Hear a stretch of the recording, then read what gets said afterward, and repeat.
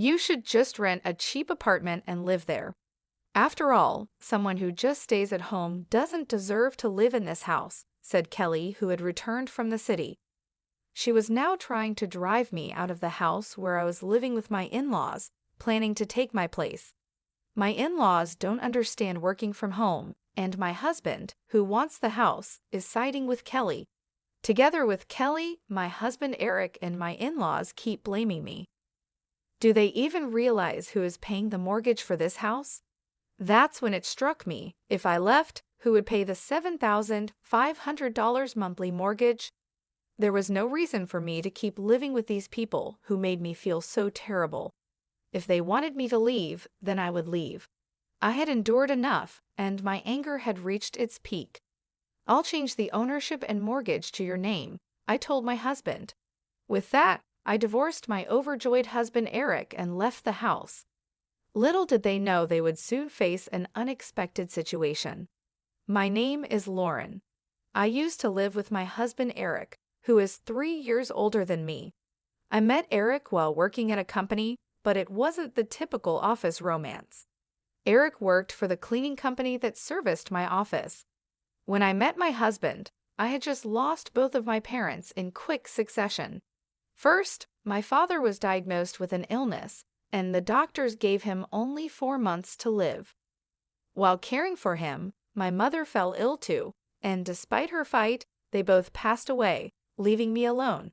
Having no siblings, I suddenly found myself all by myself, struggling to accept the reality that my parents were gone.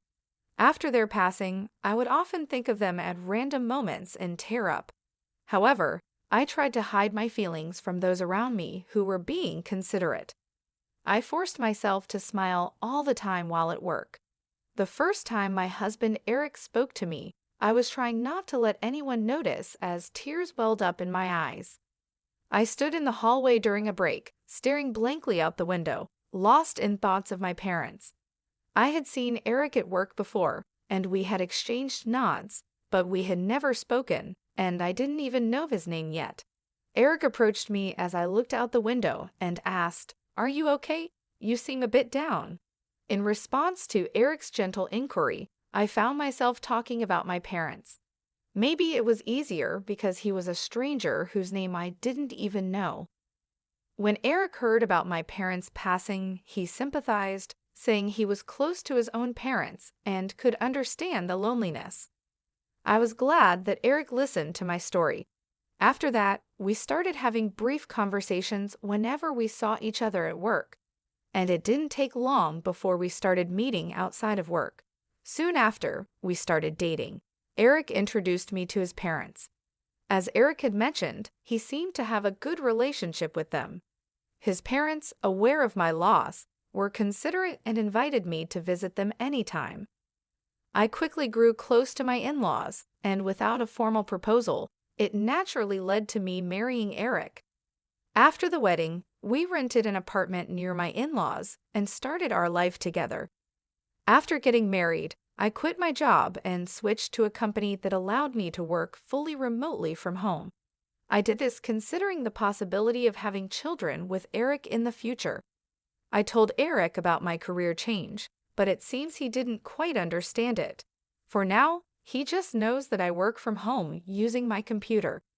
Since my salary didn't change after switching jobs, I decided to take care of the living expenses.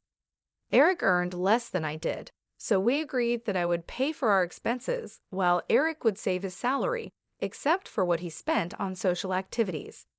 Eric didn't have any expensive hobbies, and before we married, his social expenses were mostly just dates with me or going out with friends. Eric himself said he was okay with me managing our savings, so this is how we handled our finances. Working from home was all positives for me. Above all, I was happy that I could enjoy leisurely meals with Eric when he came home. This wouldn't have been possible if I were still working at my previous company.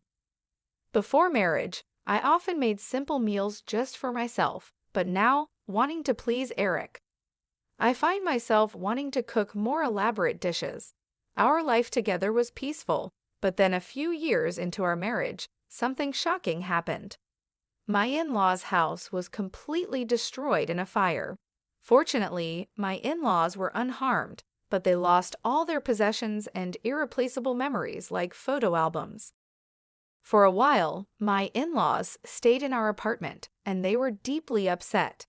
I wanted to cheer up the two people who had helped me heal from the loss of my own parents, so I did everything I could to care for them.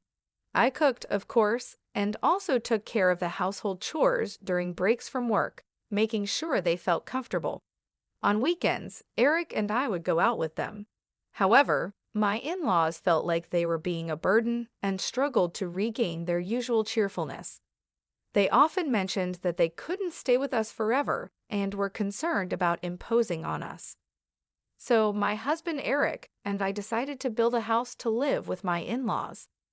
Until now, my in-laws had never brought up the idea of living together, but Eric and I had been considering it.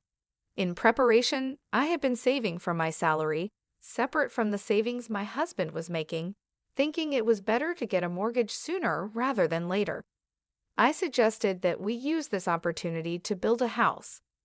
My in-laws were delighted, and the conversation quickly came to an agreement. The house they had lived in was a charming wooden structure built by my great-grandfather. It had been fine when they were younger, but as they aged, they started experiencing various health issues. Therefore, they had many requests for the new house. Eric, too, wanted to add various features, thinking that if we were going to build it, we might as well do it right. Ultimately, the cost ended up being much higher than anticipated. Still, convincing myself that we would be living there for a long time, I agreed to build a house that met all three of their requests. I began to sense something was off around this time. Eric was excessively claiming to his parents, Rachel and Kyle, that he was the one building the house, and they were constantly thanking only him.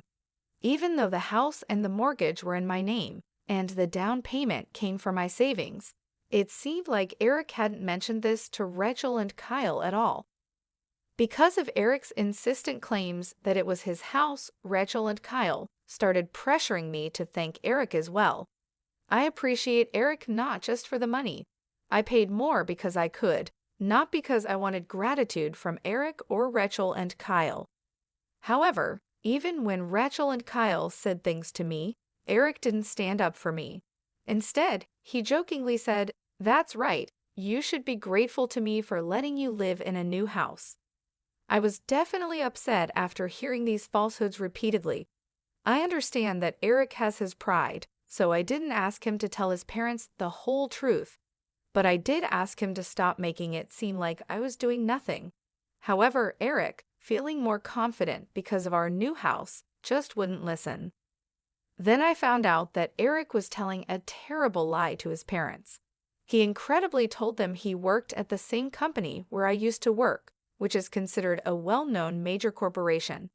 True, Eric still has dealings with that company, but as I began to notice Eric's lies and his inflated pride, I started to feel increasingly distrustful of him. I also felt uncomfortable because his parents always seemed to favor him. Still, I thought once we moved into our new home, the issue of who built the house wouldn't come up anymore, so I just kept enduring patiently. However, once our new home was completed and we started living there, their attitude towards me clearly began to change. It seemed like my in-laws, just like Eric, didn't understand the concept of working from home. They thought I was just playing around because I didn't go out during the day and was always at my computer. Eric had been complaining to them that Lauren is just playing around all day, and they seemed to have completely believed it. Before we moved, they never said anything, maybe because they felt I was taking care of them, but the sarcasm increased as soon as we moved. They would say things like, "Eric built such a fine house, and you just stay in and play around. Must be nice. Why don't you work a little and help Eric out?" Even when I was working on my computer, they would come to my room just to make these snide Eric. The discomfort made me leave the house more and more, working from a cafe instead. I repeatedly asked Eric to clear up his parents' misunderstanding. While Eric might not understand the work I do, It's my salary that's supporting his and his parents' lifestyle. All I needed was for him to tell his parents that, but Eric just said, just let them say whatever they want, still not listening. Since they thought I wasn't working, I got stuck with all the housework, and his parents started bossing me around. I couldn't take it anymore and finally stood up to them. Eric was there too, and I thought he would finally take my side seeing how upset I was. But instead, he yelled at me, "Don't talk back." Then he thrust a completed divorce paper at me, threatening divorce if I didn't comply. I had never seen Eric so angry before, and his behavior completely intimidated me, making me give in to him and his parents' demands. From that day on, both his parents and Eric's attitudes towards me turned utterly cold. The only time I felt seen and could find some solace was when I was working at my computer. I immersed myself in work to forget the treatment I received from my in-laws and husband. One day, my sister-in-law Kelly, who had been living in the city, came back to visit. She was coming to see the new house and planned to stay for a while. My in-laws immediately started complaining about me to her. They said, "Lauren is always cooped up in her room playing on her computer. Does she even realize whose generosity allows her to live in such a nice house? What on earth is she doing on that computer all day? Playing games? Is she some kind of nerd? That's just weird. We don't really understand all this, but maybe she's one of those nerds. You think if she's always on her computer, she must be one, right? Isn't she ashamed of not working?" Trying to escape their loud conversation meant for me to hear, I went to my room. Then I heard something even more shocking. They said, "Wasn't Lauren just a cleaner at Eric's company? It's amazing how she lies about working from home. She couldn't possibly have the skills for that." Kelly was talking as if my and Eric's roles were completely reversed. Since Eric had told his parents he worked at a major corporation, maybe he had also lied that I was a cleaner. The real liar here was Eric. I wanted to tell this to Rachel and Kelly, but given everything that had happened, I doubted they would believe me, so I just gave up. Ever since Kelly came to visit, my place at the dining table was taken over by her, and I couldn't even eat at the same time as everyone else. While they ate the meals I prepared during my work breaks, I would be secluded in my room, continuing my work. This went on for a week, and the day for Kelly to return to the city came. But suddenly, Kelly declared, "I'm going to live in this house too. After staying here, I found it quite comfortable. I just quit my job, so I've decided to move back here," Kelly said. She had been working in the apparel industry but got tired of the office drama and decided to take a break.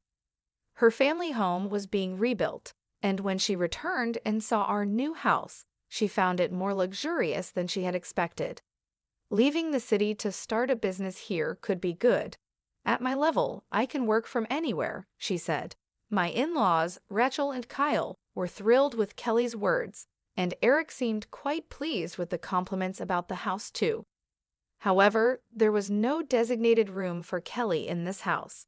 Until now, she had been staying in the guest room, but if she were to live here permanently, another room for Kelly would be needed, and the house had no spare rooms. Kelly had realized this after living with us for a week. She told me, "I'll live here, so you should leave," with a smug, malicious grin. People who just play around at home don't deserve to live in a house like this. You should find some cheap apartment somewhere and live there. "No, this house is mine because I started to say, but Rachel cut me off. "That's a good idea. You do nothing but stay at home all day."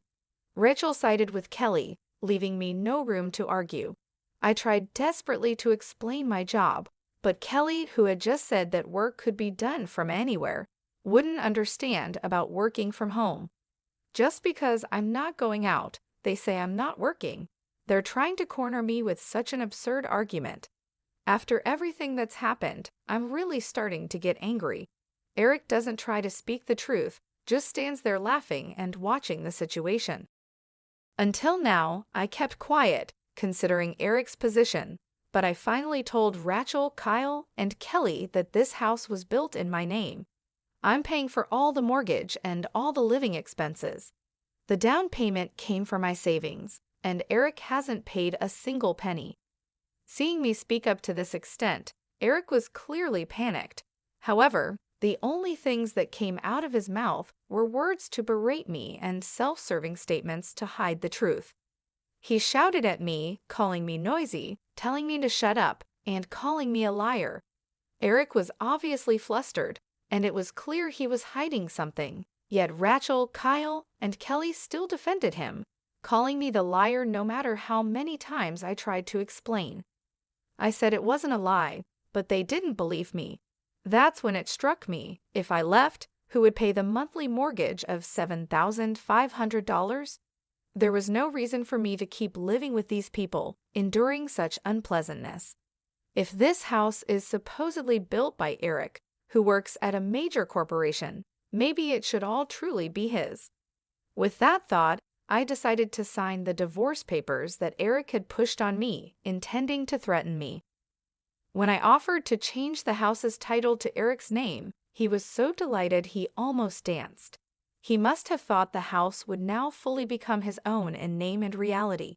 He's not wrong, but Eric misunderstood one thing. Initially, to change the mortgage to his name, we tried to go through the process together, but Eric disliked the complex procedures and told me to handle it alone. Just you go and listen to all that complicated stuff. It's just a name change, right? Get it ready for my signature only, he said. Since that wasn't possible, I took the reluctant Eric to the bank and a legal professional for consultation. Throughout, Eric didn't listen to the explanations and just played with his smartphone. When it came to signing the documents, he finally became eager. "If I sign this, the house will be in my name, right?" he asked. After I confirmed, he happily signed the documents. Once all the procedures are completed, both the house and the mortgage will finally be Eric's. I've explained it several times, but I wonder if Eric has truly realized it. He was ecstatically reporting to Rachel, Kelly, and Kyle. Even after hearing this, how can they still believe that Eric works at a major corporation and I'm unemployed? I watched this scene with a feeling of astonishment. After changing the house and mortgage to his name, I filed for divorce. "We're going on a trip to celebrate this, so you better move out while we're gone," Eric said. Waiting for the procedures to finalize, Eric took Rachel, Kelly, and Kyle on a ridiculous divorce celebration trip. They were apparently going abroad and wouldn't be back for about 15 days. During that time, I sold all the furniture and appliances I had brought into the house and packed my belongings into the car, ready to leave while handling various procedures in parallel. I was also looking for a new house and moved immediately after packing my belongings. The place I chose for my fresh start is the top floor of a high-rise condo. It was a stroke of luck that this condo worth about $8 million was available. However, given the timing, I thought it must have become available just for me, and I decided to boldly purchase it. For the past few years living with Rachel, Kyle, and Eric had been stressful, so I was thrilled about my new life ahead. In fact, I had an inheritance left by my deceased parents. I had been investing using that inheritance even before marrying Eric. Initially intended as just a way to earn some pocket money, these investments turned out to be a huge success, and now my assets amount to several $1,000,000. I had planned to use that money for a relaxed early retirement with Eric in the future. I had kept this asset a secret, intending to surprise Eric, but now I'm truly glad I never mentioned it. If I had told them, Rachel, Kyle, and Kelly might have joined forces to take my assets. Living with that family, I painfully learned just how careless they are with money. The house I lived in with Eric and his parents was decorated mainly based on their preferences, so it wasn't to my taste. With the move to the condo, I took the opportunity to create a space I love, carefully crafting the interior to my liking. Now it has become the perfect space surrounded only by things I adore. Above all, there's no one around to make snide Eric, so I can happily work from home. Once things settle down, I'm planning to join a cooking class or yoga studio. Finally, in this enjoyable and free time, I have regained a peaceful mind for the first time in years. The call from Eric came the night they returned from their trip abroad. He must have realized that the furniture and appliances were gone upon returning home. He demanded them back, but I paid no attention. Everything was bought with my money, so it's my choice to do what I want with it. I didn't want to leave anything of mine in the house of those who had caused me so much suffering, not even the furniture and appliances. Of course, they were unnecessary for my new home.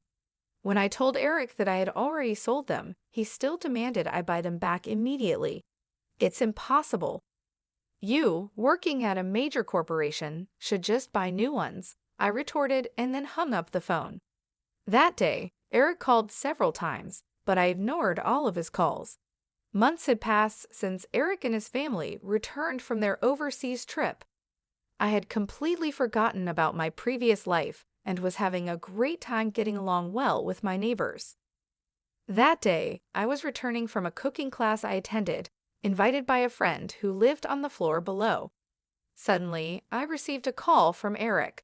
Although I was suspicious, I answered, thinking there might be an issue with paperwork that needed attention.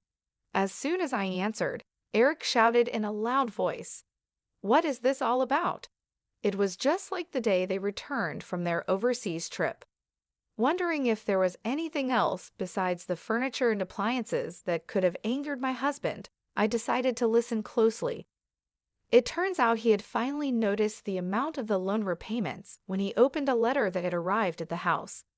He saw that the loan repayment amount was listed as $7,500 per month, which is why he called in a panic. "Wasn't the loan already paid off?" he exclaimed. "Of course not. The bank explained everything clearly, didn't they?" I replied. "That's impossible. I never heard about it." "With the fire insurance in your savings, why didn't you pay off the mortgage?" he shouted. "No way, that's impossible. Do you even realize how much that house was worth?" I responded. Shockingly, it seems Eric believed the mortgage was already paid off despite the bank's detailed explanation, which he had nodded to. He was apparently under a different impression. I was sitting right next to him, watching and listening, so I remember it well. Even if Eric wasn't paying attention, he had already signed the mortgage transfer, so it was too late now. Eric kept trying to find a way out of the mortgage payments, but there was nothing I could do about it. Eventually, he seemed to realize that he had no choice but to repay the loan and fell silent, seemingly frustrated. "I thought you'd be struggling to find a place to live," Eric said, clearly under the impression that I was in a dire situation. The reason Eric could freely spend his salary until now was because I was the one covering our living expenses. Even after our divorce, I have no trouble living on my own. It's too late for him to realize that he was relying on me for everything. I wondered what kind of life my pretentious ex-husband Eric had been leading these past few months with his parents, Rachel and Kyle. Most likely, they were living luxuriously, doing whatever Kelly suggested, and then he realized there was a mortgage to be paid. I wonder what Eric is going to do now, I thought, as if it were someone else's problem, since we're practically strangers now. I didn't care at all about how much trouble my ex-husband and his parents, Rachel and Kyle, were in. Seeing him so frustrated, I decided to tell him the truth. Too bad, I moved into a luxury condo with the money I made from a successful investment. While he was speechless, I hung up the phone. There were no calls from him after that, so I thought he had managed somehow. But then, out of the blue, he called again. When I answered, wondering what it was about this time, it turned out their house had been seized, and he was in a panic. In the background, I could hear the desperate voices of his parents, Rachel and Kyle, and his sister, Kelly. "What should I do? Help me, Lauren," my ex-husband pleaded desperately. A person claiming to be an enforcement officer was visiting their house, and I could hear Rachel, Kyle, and Kelly addressing the officer in the background.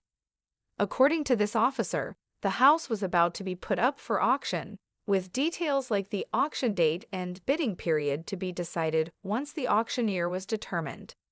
After the ownership transferred, my ex-husband and his family would be evicted from the house. I thought they must have received warning letters leading up to this, but when I asked my ex-husband, he sounded confused and said they hadn't arrived. However, that couldn't be right, and after persistent questioning, he finally admitted in a small voice, maybe they did arrive. It turned out he had intentionally ignored the letters, realizing they were about loan repayments. The envelopes were already open before I saw them. I thought someone was taking care of the payments. Probably Rachel, Kyle, and Kelly thought the same as my ex-husband. Eventually, a demand for the lump sum repayment of the loan arrived, and it seems my ex-husband and his family were aware of it, but continued to ignore it, thinking someone else would pay it. And so the house was finally seized. Can't you do something now, like pay it off? You could pull everyone's savings together. There's got to be a way, he begged. I couldn't hide my frustration at my ex-husband's helpless tone. When I suggested they pool their savings to pay off the loan, all he could say was, "It's impossible." Apparently, Rachel and Kyle had squandered their savings on an extravagant overseas trip and were planning to rely on their son, who they thought worked at a big company, for their future. It was all just their assumption. Kelly, his sister, who claimed she quit her job to come back home, was actually fired for embezzling company funds. She talked as if she had been hugely successful in the city, but in reality, she was just a modestly paid accountant in a small to mid-sized company. She got hooked on visiting nightclubs and gradually embezzled money from her company to splurge on them. Even though she had returned home, relying on her parents, Rachel and Kyle, she had the nerve to make grand claims.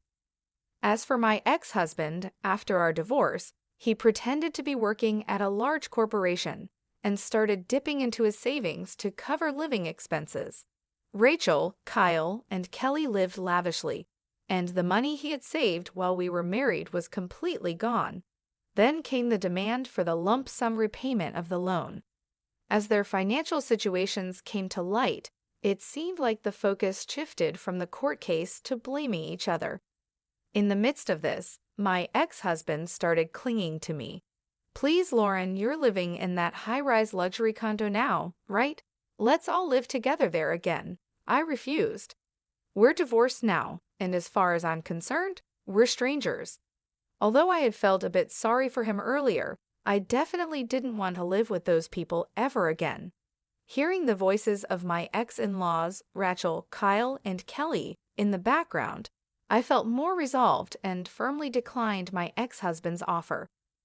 Upon hearing my refusal, Rachel, Kyle, and Kelly immediately started hurling insults at me. I heard various derogatory terms like heartless, scammer, and thief. Perhaps out of spite for being rejected, my ex-husband joined them in berating me. The noise over the phone was unbearable. Despite everything being the result of their own actions, there was no sign of remorse from them.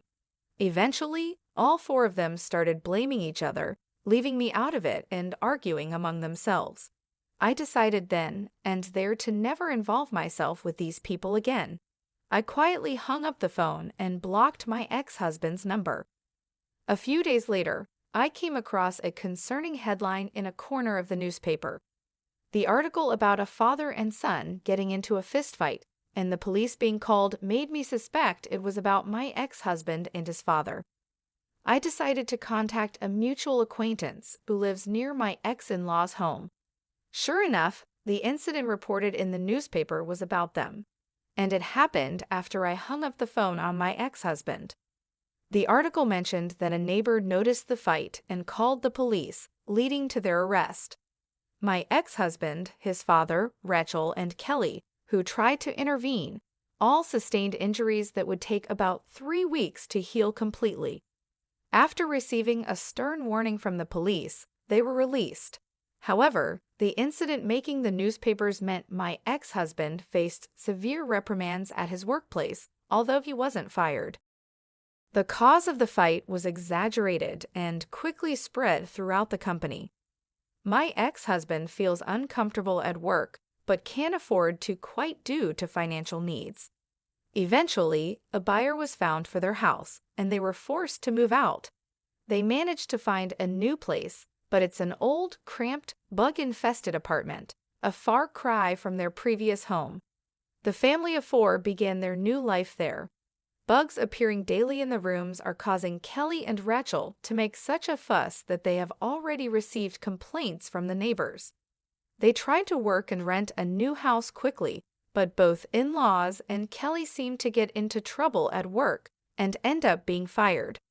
Especially Kelly, with her past of embezzling company funds becoming widely known, is finding it difficult to get rehired. It looks like they will have to continue living on my ex-husband's income alone. My ex-husband seems to be trying to find out where I live, asking our mutual acquaintances persistently. They have warned me to be careful. Even if my ex-husband finds my condo, he'll just be turned away by the full-time concierge. I gratefully accepted the advice from my acquaintance and made sure to ask the concierge to be on the lookout. With this, the turmoil with my ex-husband and his family finally comes to an end. It hasn't even been a year since I left that house, but it already feels like a distant past event. I've completely adapted to life in my luxury condo, enjoying my days filled with hobbies and work. I plan to enjoy my carefree single life for a while without thinking about marriage.